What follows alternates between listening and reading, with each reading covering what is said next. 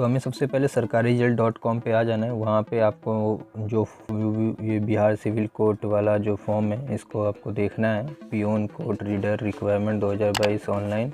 तो हमें पियोन का भरना है जो कि 10th बेस पे है।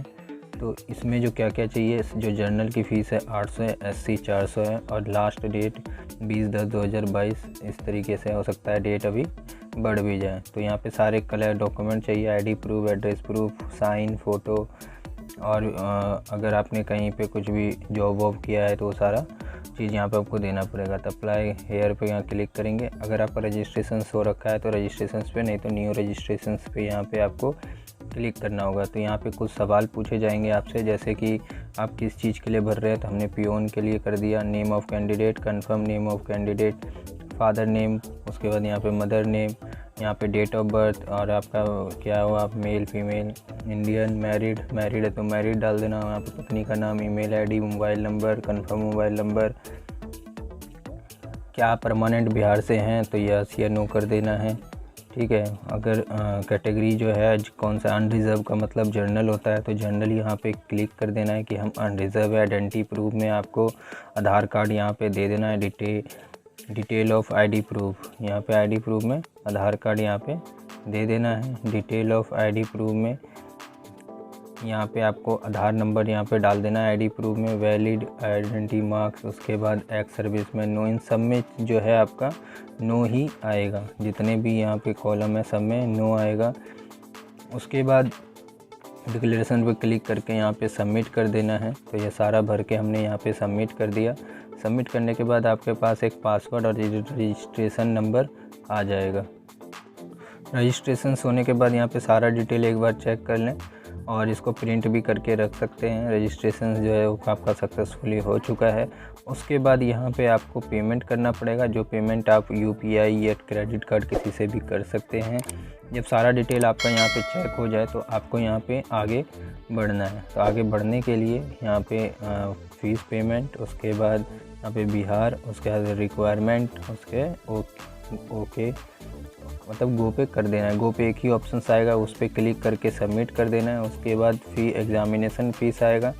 उसके बाद जो रजिस्ट्रेशन नंबर अभी मिला था आपको, वो वाला रजिस्ट्रेशन नंबर यहाँ पे डाल देना है। वो वाला रजिस्ट्रेशन नंबर डालने के बाद आप किस चीज़ के लिए अप्लाई कर रहे हैं वो दोबारा यहाँ पे डाल देना है। तो ये हमने डाल देते हैं। अब यहाँ पे देखिए पियोन के लिए अप्लाई किया है, कैटेगरी क्या है, जर्नल है।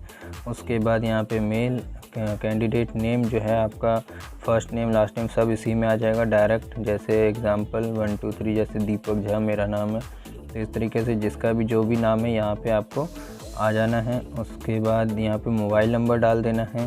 मोबाइल नंबर डालने के बाद नीचे आपका जो ये आ रहा है क्लर्क, EWS BC, ये जो है फ़ीस है। अगर इसको कर रहे हैं तो आपको 800 रुपये लगेगा। अगर कुछ नीचे वाला कर रहे हैं तो वो लगेगा। अगर ये चीज़ नहीं कर रहे हैं तो सब में 0 डाल के 0 कर देना है। तो पियोन का जो है 600 फ़ीस है। और रिमार्क में आपको यहाँ डाल देना है name, date of birth, mobile number, email ID, ये सारा चीज़ यहाँ पे भर के यहाँ पे आपको कैप्चा डाल देना है। कैप्चा डालने के बाद सबमिट कर देना है। सबमिट करने के बाद आपका सारा डिटेल यहाँ पे दिखाई दे देगा। अब यहाँ पे आपका आ गया एग्जामिनेशन फ़ीस 600 रुपये, जो कि आप कंफर्म करेंगे। कंफर्म करने के बाद आपका पेमेंट का ऑप्शन आ जाएगा। ये जो पेमेंट का ऑप्शन आ रहा है, आप यहाँ देखिए जो चार्जेस लग रहा है वो अगर वो सिलेक्ट करेंगे तो चार्जेस देना पड़ेगा। अगर आप रुपए डेबिट कार्ड करेंगे तो 0 है, वरना UPI करेंगे तो भी आपको यहाँ पे 0 चार्जेस देना पड़ेगा। तो इस बात का सही करें। अगर रुपए डेबिट कार्ड है तो यहाँ पे आप इससे कार्ड नंबर डाल के आप सब कुछ कर सकते हैं, जैसे card number, expiry date, card holder name, CVV और डिक्लेयर मतलब ये जो आपका इमेज है वो यहाँ पे डाल के यहाँ पे पे क्लिक कर देना है। तो उसके बाद पे क्लिक कर देना है। पे क्लिक करने के बाद यहाँ पे OTP आएगा। OTP आपको यहाँ पे डाल देना है, जो कि आपके जो बैंक से रिलेटेड मोबाइल नंबर डाला होगा उसमें OTP आएगा। तो आपको यहाँ पे वो OTP डाल देना है। उसके बाद सबमिट OTP करने के बाद ये आगे बढ़ेगा और आपका यहाँ पे पेमेंट जो है सक्सेसफुली हो जाएगा। अगर एक बार अगर पेमेंट ना हो तो दोबारा कोशिश ना, वैसे हो जाता है पेमेंट, अगर हो जाए तो दोबारा ना करें, हो सकता है कुछ देर के बाद अगर कट गया है पेमेंट कुछ देर के बाद हो जाए। इसको प्रिंट करके भी रख सकते हैं, PDF में भी सेव करके रख सकते हैं, वो आपके ऊपर है आप क्या करना चाहते हैं। उसके बाद यहाँ पे क्लोज़ करना है, वापस से हमें होम पेज पे जाना है। अब यहाँ पे लॉगिन करेंगे, लॉगिन करने के बाद फिर पेमेंट डिटेल करेंगे कि पेमेंट हमने कहाँ से करा है। तो ऑनलाइन मोड से करा है। अमाउंट कितना था, तो 600 रुपये अमाउंट था। ट्रांजैक्शंस डिटेल क्या था, जैसे डेट, मंथ, ईयर, कब किया था, तो हमने आज का ही डेट डाल देना है क्योंकि आज ही किया है। ट्रांजैक्शंस आईडी आपको यहाँ पे एक मिल जाएगी, वो ट्रांजैक्शंस आईडी आपको यहाँ पे डाल देना है। ट्रांजैक्शंस आईडी डालने के बाद यहाँ पे आपको कर देना है सबमिट। सबमिट करने के बाद सारा डिटेल डालने के बाद यहाँ पे कर देना है सबमिट। सबमिट करने के बाद यहाँ पे करना है आपको go to personal detail. Go to personal detail पे जैसे ही जाइएगा तो यहाँ पे सबसे पहले पर्सनल डिटेल में आपका कॉरस्पॉन्डेंस एड्रेस और परमानेंट एड्रेस, ये 2 एड्रेस आएगा जो कि आपको डाल देना है कि आपका पोस्ट ऑफिस कहाँ है, डिस्ट्रिक्ट कहाँ है, pin code, police station, state, village address. तो जो रेड कलर का मार्क है उसको भरना बहुत ही इम्पॉर्टेंट है। तो ये सारा डिटेल आप भर लें, सारा डिटेल आप अगर परमानेंट एड्रेस अलग है तो परमानेंट अलग करें। तो अब आपको यहाँ पे एजुकेशन डिटेल डालना है, जैसे कि 10th क्लास का अगर आप पियोन से भर रहे हैं तो सिर्फ 10th क्लास का डिटेल डालेंगे। यहाँ CGP में फर्स्ट सेकंड डिवीज़न में कौन सा है, फर्स्ट सेकंड थर्ड, अगर 60% से ऊपर है तो फर्स्ट है, 50 से ऊपर है सेकंड है, 40 से ऊपर है तो थर्ड है। तो इस तरीके से डालना है। और यहाँ पे school name, school of board, passing year, obtain, कितने में से कितना मार्क्स मिला है वो डालना है, परसेंटेज है, CGP है, वो सारा डिटेल यहाँ पे आपको भर देना है आराम से, एक एक करके तसल्ली से। तो ये सारा डिटेल भरने के बाद उसके बाद 12th का भी डिटेल ऐसे ही अगर भरना चाहें तो आप भर सकते हैं, वरना कोई इम्पोर्टेंट है नहीं। उसके बाद ग्रेजुएशन डिटेल भी आप भरना चाहें तो भर सकते हैं अगर पूरा है, वरना इसकी भी ज़रूरत नहीं है। जो भी रिक्वायरमेंट है बस वही भरें ताकि आपको ज़्यादा मेहनत करने की ज़रूरत ना पड़े। तो सारा डिटेल यहाँ पे डालने के बाद आपको यहाँ पे लास्ट में कर देना है सबमिट। सबमिट करने के बाद आपके पास फिर अगला स्टेप खुल जाएगा। और अभी तक अगर वीडियो अच्छा लगा है तो प्लीज़ यार वीडियो को लाइक ज़रूर करें।